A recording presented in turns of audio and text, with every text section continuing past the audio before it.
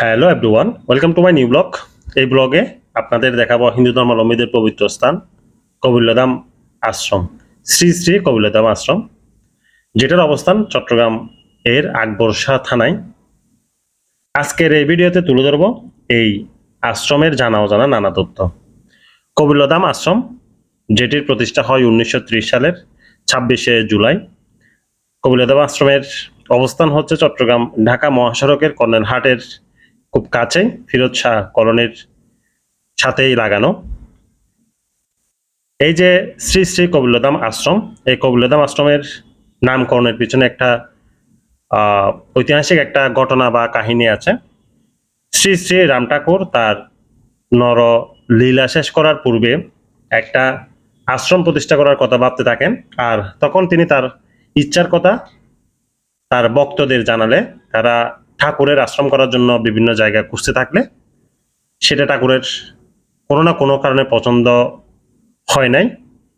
তার কিছুদিন পরে অনেকগুলি জায়গা ঘুরে দেখার পর ঠাকুর যখন বিশ্রাম নিচ্ছিলেন একটা বট গাছের নিচে, তখন নিজেই পাহাড়তলের একটা পাহাড়ের মাথায় একটা জায়গা চিহ্নিত করে সে তার আশ্রমের জন্য। পরবর্তীকালে নামকরণ হয় সেই জায়গারই শ্রী শ্রী কবিলধাম। আর বট গাছটি যে গাছের নিচে বিশ্রাম নিচ্ছিলেন ওই গাছটার নামকরণ হয় কবিল্য শক্তি।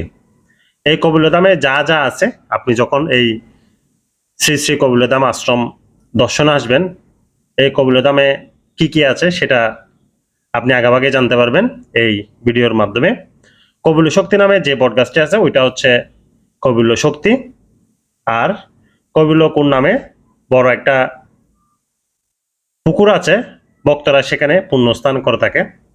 পুকুরের উত্তর দিকে গয়াগন নামে একটা জায়গা আছে, যেখানে শ্রদ্ধা, মানুষ যখন মারা যায় সেখানে শ্রাদ্ধাদির নানান কার্য হয়ে থাকে।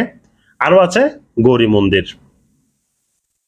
আপনারা যখন ঢাকা থেকে বা চট্টগ্রামের আশেপাশে থেকে এই আশ্রমে যেতে চাইবেন, তখন অবশ্যই আপনার দরকার হবে রাস্তা পরিচিতি।